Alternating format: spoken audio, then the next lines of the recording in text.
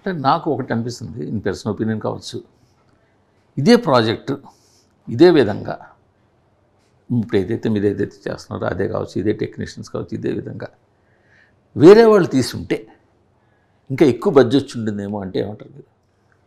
Could be, maybe, but I'm not questioning about the hero. No, I understand. I'll tell you, మీరు అనేదానికి గుర్తుంది. See, everybody has a limited buzz.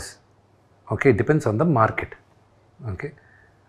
నేను ఒక్కడనే కానీ ఈ project భుజాలపైన వేసుకొని నేను కానీ ముందుకు వెళ్ళున్నానంటే it would have created only probably a certain buzz, even Telugu స్టేట్స్లో కూడా ఓకే అనేది వచ్చేది. బట్ నాకు అలా కాదు. I wanted the story to be very large. I want explain my question.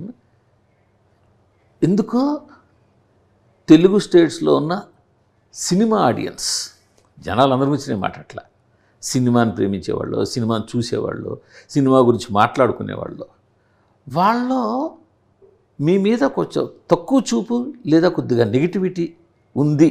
ఉంటుంది కదండి, ఎందుకు ఉండదు? అందువల్ల దీనికి రావాల్సిన బడ్జెట్ రాలేదు అని నేనంటే ఉంటుంది. ఎందుకు ఉండదు? వాళ్ళు ఒక ఛాన్స్ ఇస్తారు చూడడానికి. What was my track record in the last 2-3 Fridays? Track record in the last 3 releases, they were not up to the mark.